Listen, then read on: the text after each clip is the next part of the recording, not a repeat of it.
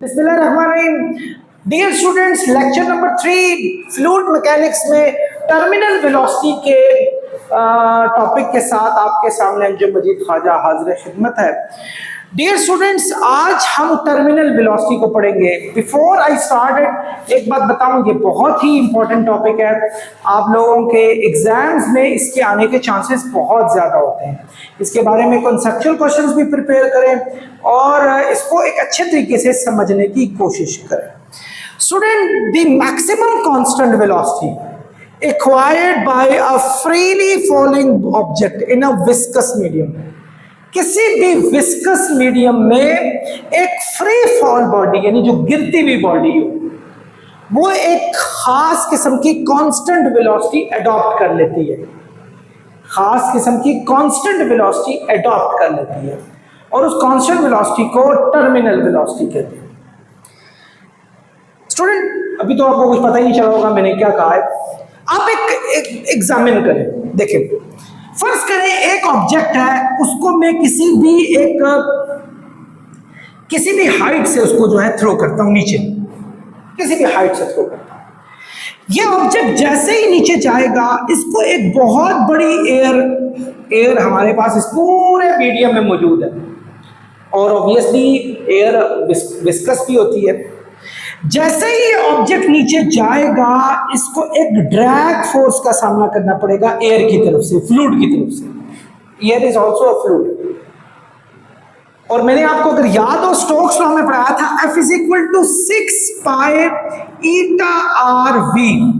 जैसे जैसे speed high होती है, ड्रैग फोर्स भी आपकी तेज होना शुरू होती है, ज्यादा होना शुरू होती है। इसकी मैंने एक एग्जांपल दी थी कि जैसे ही आप अगर if you just take out your hand from your vehicle and that vehicle goes through any air, so what happens actually होता यूं है, आपको ड्रैग लगती है। जितनी स्पीड ज्यादा होगी व्हीकल की, उतनी ड्रैग ज्यादा होगी। सो ये जितना तेज जाएगा, क्योंकि हर सेकंड में आपको पता है इसकी स्पीड में 9.8 मीटर पर सेकंड का इजाफा हो जाता है, तो उतनी ज्यादा ड्रैग इसको ऊपर की तरफ लगेगी एयर की तरफ से।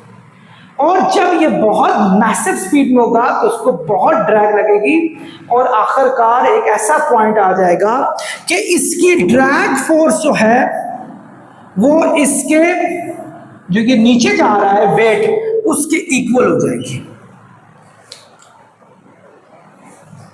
जब ड्रैग फोर्स यानी ये ऑब्जेक्ट नीचे जा रहा है, ये वाली फोर्स जो वेट है उसका एक्चुअली अपने वेट की वजह से नीचे जा रहा है, और ये वाली फोर्स जो ड्रैग फोर्स है जो इसको ऊपर की तरफ लेके जा रही है, ये दोनों इक्वल हो जाएंगे।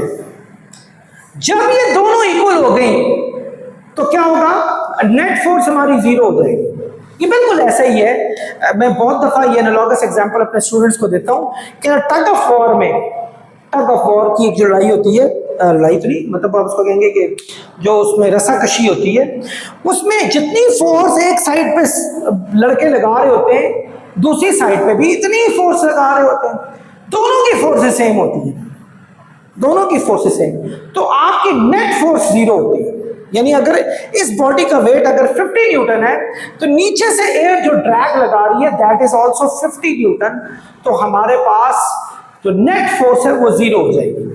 यानी अगर इसको इधर ले जाएं तो ये हमारे पास ये भी फोर्स है, ये भी फोर्स है, तो इन दोनों का सम हो जाएगा जीरो, नेट फोर्स हो जाएगी जीरो, क्योंकि यहां कुछ भी नहीं रहा। जब नेट फोर्स जीरो हो जाए, स्टूडेंट एक्सेलरेशन आपका जीरो हो जाता है। ये बात याद रखें, न्यूटन सेकंड लॉ में भी पढ़ा था, when a force acts on a body an acceleration is produced in the direction of the force, the magnitude of acceleration is directly proportional to the force acting on a body। कि आप जब किसी क्या कहते हैं body में force लगाते हैं तो उसमें एक्सेलरेशन पैदा होता है। अगर फोर्स नहीं लगाएंगे तो एक्सेलरेशन पैदा नहीं होगा। इसका मतलब हुआ कि जब नेट फोर्स जीरो हो जाएगी, यानी सम ऑफ फोर्स हमारे पास जीरो हो जाएगी, तो एक्सेलरेशन जीरो हो जाएगा। और आप सब जानते हैं एक्सेलरेशन कहते होते हैं rate of change of velocity. तो अगर एक्सेलरेशन आपका जीरो हुआ तो आपको पता है टाइम यहाँ डिवाइड हो रहा है, तो चेंज इन वेलोसिटी हमारे पास जीरो हो जाएगी। जब टी यहाँ मल्टीप्लाई होगा जीरो से तो जीरो हो जाएगा। इसका मतलब चेंज इन वेलोसिटी कब जीरो होती है? एक्चुअली चेंज इन वेलोसिटी होती क्या है? चेंज इन वेलोसिटी होती है हमारी वी एफ माइनस वी आई को कहते हैं। और अगर चेंज इन वेलोसिटी जीरो होगी तो वी आई जो कि माइनस हो रहा है यहाँ के प्लस हो जाएगा, तो वी आई और वी एफ दोनों सेम हो जाएंगे। तो जब वेलोसिटीज हमारी सेम हो जाए तो ऐसी वेलोसिटी को कांस्टेंट वेलोसिटी कहा जाता है। यानी आप जितनी ड्रैग आपको लग रही है उतना वेट अगर हुआ तो फिर क्या होगा, आपका नेट जीरो हो जाएगा। नेट जीरो होने से, नेट फोर्स जीरो होने से एक्सेलरेशन जीरो हो गया, और एक्सेलरेशन जीरो हुआ, चेंज इन वेलोसिटी जीरो होगी। चेंज इन वेलोसिटी जीरो हुई तो इसका मतलब है कि आपको सबसे बड़ी बात है कि एक ही वेलोसिटी से बॉडी जाएगी। जो एक सेकंड में चेंज हो रही थी 9.8 अब चेंज नहीं होगी, अब बढ़ेगी नहीं, बल्कि उसी वेलोसिटी से चलती जाएगी। ये ऐसा क्यों मुमकिन हुआ? क्योंकि जैसे जैसे ये जमीन की तरफ जा रहा है इसकी स्पीड बढ़ रही है, और हवा या जो भी हमारी इर्द गिर्द गैसेज हैं वो भी ड्रैग फोर्स लगा रही हैं, तो स्पीड बढ़ने से ड्रैग फोर्स बढ़ जाती है, और आखिरकार ड्रैग फोर्स जब इतनी ज्यादा बढ़ जाए कि जितना वेट ऑफ द ऑब्जेक्ट हो तो फिर चीजें बैलेंस हो जाती हैं। आई होप आप लोगों को समझ आ गई होगी। उस वक्त जो आपको कांस्टेंट वेलोसिटी मिलती है उसको हम टर्मिनल वेलोसिटी कहते होते हैं। ये टर्मिनल वेलोसिटी है। फोर्सेस के इक्वल होने का हरगिज़ ये मतलब नहीं है, फोर्सेस के इक्वल होने का स्टूडेंट्स हरगिज़ ये मतलब नहीं। अभी मेरे स्टूडेंट ये बात पूछ रहे थे कि सर अगर फोर्सेस इक्वल हो जाए तो बॉडी को रुक जाना चाहिए। तो ये बिल्कुल भी ऐसा, हरगिज़ ऐसा नहीं है कि फोर्सेस के इक्वल होने से बॉडी रुक जाए। वो मेरे स्टूडेंट्स ये एग्जांपल दे रहे थे कि सर टग ऑफ वॉर में आपने कहा कि अगर यहाँ जितनी फोर्स हो वहां भी जितनी फोर्स हो, फोर्सेस इक्वल हो गई हैं, तो आपकी रोप ना उस साइड पे जानी चाहिए ना ही एक्चुअली इस साइड पे जानी चाहिए। ऐसा ही पूछ रहे थे ना स्टूडेंट्स आप लोग, मेरे आपके कैमरे के पीछे स्टूडेंट्स बैठे हैं वो यही पूछ रहे थे। तो मैं ये बताना चाहूंगा ऐसा तब मुमकिन है कि अगर बॉडी ऑलरेडी रेस्ट पर हो, बॉडी ऑलरेडी रेस्ट पर हो, तो जब फोर्सेस दोनों साइड की इक्वल होती है, नेट फोर्सेस जीरो होती हैं, तो बॉडी रेस्ट पर ही रहती है। ये न्यूटन्स फर्स्ट लॉ है। आपकी बॉडी को जहां ड्रैग फोर्स मिलेगी इतनी ज्यादा जितना वेट है, तो बॉडी वहां से आकर नेट फोर्स जीरो कर देगी, एक्सेलरेशन जीरो कर देगी। अब बॉडी उस पॉइंट पर जो उसको वेलोसिटी मिल गई थी उसी वेलोसिटी से वो चलती हुई आगे जाएगी। अब उसकी वेलोसिटी नहीं बढ़ने लगी, वो वेलोसिटी उसकी वैसी की वैसी रहेगी। जितनी भी बॉडी यूनिफॉर्म वेलोसिटीज में होती हैं उनमें नेट फोर्सेस जीरो होती है और एक्सेलरेशन उनका जीरो होता है। ये बात आप इसे याद रखनी है। एक बात स्टूडेंट्स, मैं थोड़ा सा इसको डिराइव करूंगा।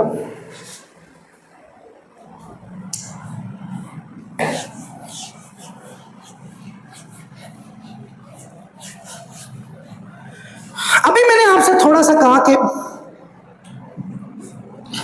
जब आपकी ड्रैग फोर्स वेट के इक्वल होती है तब आपको टर्मिनल वेलोसिटी मिलती है। टर्मिनल वेलोसिटी तब मिलती है जब ड्रैग फोर्स और वेट दोनों इक्वल हो जाए। ड्रैग फोर्स के बारे में हमारे स्टोक्स लॉ था 6 पाई ईटा आर वी, और जबकि हमारे पास वेट होता है एम जी के इक्वल। हमने जब ये दोनों इक्वल हो जाए तो जो ये वेलोसिटी होती है इसको टर्मिनल वेलोसिटी कहा जाता है। तो टर्मिनल वेलोसिटी होगी हमारे पास एम जी डिवाइडेड बाय ये 1 2 3 4 ये मल्टीप्लाई हो रहे हैं 6 पाई ईटा आर, ये हो गए। सो हमारे पास टर्मिनल वेलोसिटी होगी M G divided by 6 pi eta R. इसमें जी आपका कांस्टेंट है, 6 पाई और ईटा कांस्टेंट है। 6 पाई तो वैसे ही वैल्यू कांस्टेंट है, ईटा कहते हैं विस्कोसिटी को। तो जिस विस्कोसिटी में वो जा रही है वो थ्रू आउट वही रहेगी। अगर हवा में तो हवा में थ्रू आउट रहेगी, तो वो थ्रू आउट हमारा कांस्टेंट ही रहेगा। अगर वो हनी में कोई अगर छलांग लगा दी है किसी में, या किसी पानी में छलांग लगा दी है, किसी भी फ्लूइड में छलांग लगा दी है, तो वो ईटा थ्रू आउट सेम रहेगा। जी भी हमारा कांस्टेंट है, तो टर्मिनल वेलोसिटी डायरेक्टली प्रोपोर्शनल होती है हमारे पास m के, by keeping that r constant. अगर r को कांस्टेंट माना जाए तो, यानी फर्ज करो अगर एक ऑब्जेक्ट का r है वो एक ही जैसा हो लेकिन मैसेज में फर्क हो, तो जिसका ज्यादा मैस होगा सेम r का रेडियस का, जिसका ज्यादा मास होगा वहां टर्मिनल वेलोसिटी भी ज्यादा होगी, जिसका कम मास होगा वहां टर्मिनल वेलोसिटी भी कम होगी। बट याद रखें आप इसको, इसमें आर को कांस्टेंट मानना है। यानी इसकी एग्जांपल यूं देता हूं, फर्ज करें आपके पास एक ऑब्जेक्ट है, ये बॉल है, ये पिथ बॉल रख लेते हैं, हल्की सी बॉल होती है, मैजिक बॉल जिसको कहा जाता है, मैजिक बॉल जैसी होती है। एक आप स्टील की बॉल रख लें इसी टाइप की, और दोनों के आर सेम है, रेडियस दोनों के आर सेम है। आप जब इसको विस्कस मीडियम में फेंकेंगे, किसी भी विस्कस मीडियम में फेंकेंगे, तो इसकी जो, अगर ये स्टील है और ये कौन सा था आपके पास, रबर बॉल कर लो, चलो रबर बॉल है, तो स्टील की जो टर्मिनल वेलोसिटी होगी, टर्मिनल वेलोसिटी ऑफ स्टील जो होगी, that is gonna be greater than terminal velocity of rubber. Rubber से ज्यादा होगा। यानी स्टील आप नीचे लगेगा तो अच्छा खासा लगेगा, लेकिन नहीं आता तो कभी आप ऊपर चौथी पांचवी मंजिल से स्टील भी फेंके, रबर भी फेंके, एक बंदे को स्टील के नीचे खड़ा कर दें, को रबर के नीचे, तो अंदाजा हो जाएगा कि कौन सी ज्यादा वेलोसिटी के साथ उसको लग रही है। तो इसकी वेलोसिटी ज्यादा होगी स्टील की, अगर आपने रेडियस को सेम रखा हो।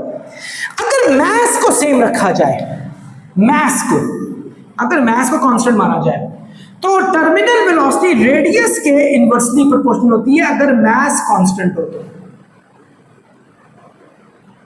आपको जिसके साथ रिलेशनशिप डेवलप करना होता है, बाकियों को कांस्टेंट मानना होता है, तब जाकर रिलेशनशिप सही डेवलप होता है। यानी अगर मैसेज सेम हो, रेडियस में फर्क हो, तो जिसका रेडियस ज्यादा होगा उसकी टर्मिनल वेलोसिटी कम होगी, जिसका रेडियस कम होगा उसकी टर्मिनल वेलोसिटी ज्यादा होगी। इसकी एग्जांपल यूं लेते हैं स्टूडेंट कि फर्ज करें एक हमारे पास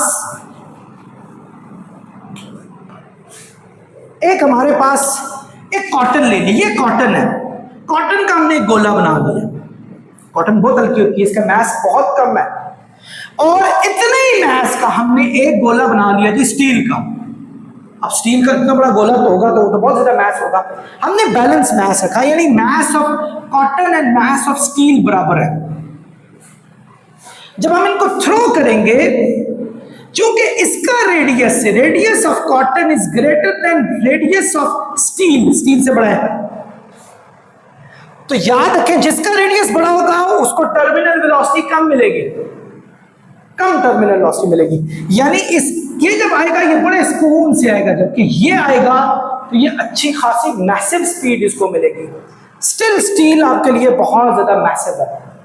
सो अगर मास को कांस्टेंट माना जाए तो रेडियस एक दूसरे के इनवर्सली प्रोपोर्शनल होता है, रेडियस टर्मिनल वेलोसिटी के इनवर्सली प्रोपोर्शनल होता है। Greater is the radius, less is the terminal velocity more. लेकिन याद रखें रेडियस के लिए मास को कांस्टेंट रखना है, मास के लिए रेडियस को कांस्टेंट मानना है। आपने तो इस तरह ये करना है, क्योंकि अभी मैं टर्मिनल वेलोसिटी के फार्मूले को और मजीद आगे लेके जा रहा हूं। डियर स्टूडेंट्स, टर्मिनल वेलोसिटी में जरा मास के इफेक्ट को अगर हम निकालने की कोशिश करते हैं, प्योरली हम टर्मिनल वेलोसिटी का रेडियस के साथ रिलेशनशिप डेवलप करने की कोशिश करते हैं, जिसमें मास की हर्डल नहीं होनी चाहिए। जैसा मैंने अभी कहा था कि मास कांस्टेंट हो तो ये इनवर्सली प्रोपोर्शनल होंगे। तो उसके लिए स्टूडेंट हम क्या करेंगे? स्टूडेंट आप जानते हैं कि डेंसिटी इज इक्वल टू होती है मास पर वॉल्यूम के। वॉल्यूम यहां डिवाइड हो रहा है, यहां जाके मल्टीप्लाई होगा, तो ये डेंसिटी V हो जाएगा हमारे पास। Volume, V for volume. Student volume आप जानते हैं कि स्फेरिकल चीज का वॉल्यूम, जो गोल स्फेरिकल हो, चारों तरफ से गोल हो, उसका वॉल्यूम आपने अपनी 7th स्टैंडर्ड की मैथ से पढ़ा था, 4/3 पाई r क्यूब, ये फॉर्मूला है। इसके फॉर्मूले को जब मैं इस जगह पे फिल करूंगा, यानी फिक्स करूंगा, तो ये आ जाएगा 4/3 पाई r क्यूब। सो अगर मैं इसको थोड़ा सा सही करके लिखूं तो 4/3 rho is density, pi r cube, तो ये हमारे पास मास आ गया। इस मास को स्टूडेंट आप इसमें फिक्स करें तो क्या आएगा? टर्मिनल वेलोसिटी हमारे पास आ जाएगी, में नजर आ रहा है यहाँ, टर्मिनल वेलोसिटी हमारे पास आ जाएगी इस मास की जगह पे 4/3 pi r cube pi r rho, sorry rho मैं लिखना ही भूल गया, रो पाई आर क्यूब और ये जी डिवाइडेड बाय का मतलब होता है 1/6 ई पाई ईटा आर, ये आ जाएगा स्टूडेंट हमारे पास। स्टूडेंट इसको मजीद सॉल्व करें, आप देखें ये 4 1 जा 4 यानी ऊपर वाले को करें 4 density pi R cube G, 6 3 R 18 pi eta R, ये हमारे पास आ गया अगर हम इसको मल्टीप्लाई करते हैं तो। स्टूडेंट फर्दर देखें ये पाई और पाई आपस में कैंसिल हो गए, इसी तरीके से आप देखें आर 1 टाइम है, ये 3 में से आर 1 टाइम सब्ट्रैक्ट होगा तो यहाँ आर स्क्वायर बच जाएगा आपके पास। 2 2 जा 4 2 9 जा 18, तो हमारे पास आंसर आया 2/9 डेंसिटी जिसको रो कहते हैं आर स्क्वायर जी, यहां से तो आर खत्म हो गया, ओवर 9 ईटा। तो स्टूडेंट एज अ होल हमारी टर्मिनल वेलोसिटी आती है 2 rho r square g divided by 9 eta, actual value ये आ गई।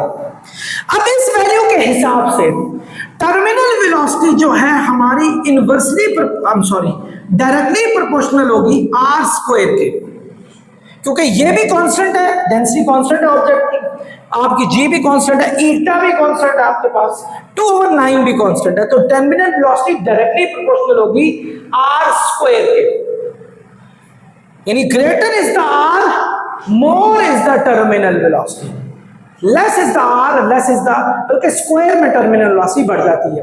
और याद रखें अगर हम विस्कोसिटी की बात करें तो कोएफिशिएंट ऑफ विस्कोसिटी के साथ इसका इनवर्स रिलेशन होता है, यानी अगर फर्ज करें डिफरेंट विस्कस मीडियम्स हैं, हम एक ही ऑब्जेक्ट को पहले एक मीडियम में फेंकते हैं फिर दूसरे मीडियम में फेंकते हैं, एक ज्यादा विस्कस है कम विस्कस, जो ज्यादा विस्कस होगा उधर टर्मिनल वेलोसिटी आपको कम मिलेगी, जो कम विस्कस होगा वहां आपको टर्मिनल वेलोसिटी ज्यादा मिलेगी। डियर स्टूडेंट्स इसकी एक बहुत अच्छी एग्जांपल हम एक पैराट्रूपर्स की एग्जांपल लेते हैं। आपने अक्सर औकात देखा होगा कि जो जब पैराट्रूपर्स बहुत बड़ी हाइट पे जाके जब वापस जमीन पर आते हैं और पैराशूट को खोल देते हैं तो बड़े आराम से बगैर अपने आप को डैमेज किए जमीन पे आकर पहुंच जाते हैं। ऐसा कैसे मुमकिन होता है? देखिए स्टूडेंट, जब पैराट्रूपर एक बहुत हाइट पे छलांग मारता है तो एक इससे पहले एक बात याद रखें, पैराट्रूपर को एक दफा टर्मिनल वेलोसिटी नहीं मिलती, उसको दो दफा टर्मिनल वेलोसिटी मिलती है। और कभी भी पैराट्रूपर ऐसा नहीं करता कि वो ऊपर ही से जैसे ही वो आए और पैराशूट खोल दे। वो क्या करता है, वो एक फर्ज करें एक लोएस्ट पोजीशन है अर्थ की, वो यहां जाकर पहुंचा और उसने यहां से नीचे अपने आप को फेंक दिया। So he's not going to open his parachute. वो अपना पूरा पैराशूट कभी भी नहीं खोलेगा, वो तेजी से जमीन की तरफ आएगा, नियरली 42 सेकंड्स तक तो वो तेजी से आएगा, क्योंकि 42 सेकंड्स में अगर आप इसको कैलकुलेट करें तो ये नियरली 42 सेकंड्स बनती है। 42 सेकंड्स में जाकर उसको टर्मिनल वेलोसिटी मिल जाएगी, क्योंकि उसका क्रॉस सेक्शनल जो एरिया है वो कम होगा और रेडियस भी कम हो जाएगा क्रॉस सेक्शनल एरिया की वजह से, तो उसको अच्छी खासी टर्मिनल वेलोसिटी मिलेगी, बहुत ज्यादा टर्मिनल वेलोसिटी, नियरली आपकी जो है ये 50 के करीब जाती है उसकी टर्मिनल वेलोसिटी ये। और उसी स्पीड से अगर बंदा नीचे आ जाए तो वो अच्छा खासा उसको हार्म हो सकता है। अब क्या होगा कि जब इतनी मैसिव स्पीड से आएगा तो उसके वो थोड़ी देर बाद ही आप ये अंदाजा लगाएं, देखें ये पैराट्रूपर आ रहा है, उसकी स्पीड यानी यहां से नीचे आ रहा है और ये ग्राफ चेक करें, उसकी स्पीड 10 और जैसे जैसे टाइम आगे जा रहा है स्पीड भी बढ़ती जा रही है। जैसे ही वो इस जगह पे पहुंचा तो एकदम उसने अपने आप को क्या कहा, इतनी स्पीड उसकी हो गई थी कि आप उसको टर्मिनल वेलोसिटी मिल जाएगी, क्योंकि मैंने आपको कहा था कि जैसे जैसे स्पीड बढ़ती जाती है तो ड्रैग फोर्स भी आपकी बढ़ जाती है। तो स्पीड बढ़ने से उसकी ड्रैग फोर्स बढ़ी तो वो इतनी ज्यादा ड्रैग फोर्स होगी कि अब उसको टर्मिनल वेलोसिटी मिल गई, but it was a massive terminal velocity, बहुत बड़ी टर्मिनल वेलोसिटी, यानी वो उसको डैमेज कर सकती। और जब वो इस पोजीशन पे ये टर्मिनल वेलोसिटी उसको मिल रही थी, अब वो एक स्पीड से जा रहा था, नियरली 50 की करीब स्पीड थी उसकी, एक स्पीड से जा रहा था। अब जब वो बिल्कुल जमीन के करीब पहुंचने लगा तो इसने एकदम पैराशूट ओपन कर दिया। पैराशूट ओपन करने से उसको अच्छा खासा एरिया मिल गया, यानी रेडियस बढ़ गया, ठीक है, अच्छा खासा एरिया मिल गया। और जब इतना बड़ा एरिया हो तो अब ड्रैग फोर्स हर जगह से हो रही होती है, हर जगह से हो रही होती है। जब हर जगह से ड्रैग फोर्स अच्छी खासी हो रही हो तो फिर उसकी इरप्टली डेसेलरेशन स्टार्ट हो जाता है। डेसेलरेशन कहते होते हैं यानी एकदम उसकी स्पीड डाउन होती है। आप देखें 50 से एकदम कुछ ही टाइम में 2, 3, 4 सेकंड में या 5 सेकंड में उसकी स्पीड जो है वो 8 मीटर पर सेकंड पे आ जाएगी। अब उसको इस पोजीशन पे जाकर क्या मिल चुकी है, एक और टर्मिनल वेलोसिटी मिल चुकी है। अब वो उसी टर्मिनल वेलोसिटी से बड़े आराम से आएगा और बगैर हार्म किए वो जमीन के साथ जाके टच हो जाएगा। तो पैराट्रूपर को 2 टाइम्स मिली। 1 टाइम उसने पैराशूट जब तक नहीं खोला था तब मिली, और जब पैराशूट खोला तो उसमें डेसेलरेशन हुई, पहले उसकी 50 से 8 तक पहुंची और तब जाके आहिस्ता आहिस्ता, क्योंकि जितनी जितनी आप नीचे आ रहा था उतनी ड्रैग फोर्स बढ़ती जा रही थी और आखिरकार उसको दूसरी टर्मिनल वेलोसिटी मिली। जब वो दूसरी टर्मिनल वेलोसिटी मिलेगी वो इतनी स्मूथ होगी कि वो आराम से 8 मीटर पर सेकंड से जमीन पे जाके हिट होगा। तो स्टूडेंट ये है टर्मिनल वेलोसिटी के कॉन्सेप्ट।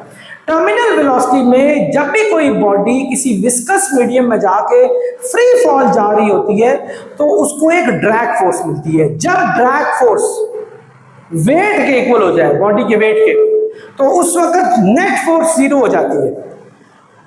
नेट फोर्स 0 होने का मतलब है एक्सेलरेशन 0 हो गया। एक्सेलरेशन 0 होने का मतलब है कि चेंज इन वेलोसिटी 0 होगी, यानी अब वी आई वी एफ सब सेम हो जाएंगे हमारे पास। तो उस वेलोसिटी को टर्मिनल वेलोसिटी कहते हैं, because that is a constant velocity. ये आपकी कांस्टेंट वेलोसिटी होती है। इसके साथ ही स्टूडेंट हमारा ये लेक्चर अपने इख्तिताम को पहुंचता है। नेक्स्ट लेक्चर तक के लिए, नेक्स्ट वीडियो आपके लिए जल्दी हाजिर खिदमत। बहुत शुक्रिया।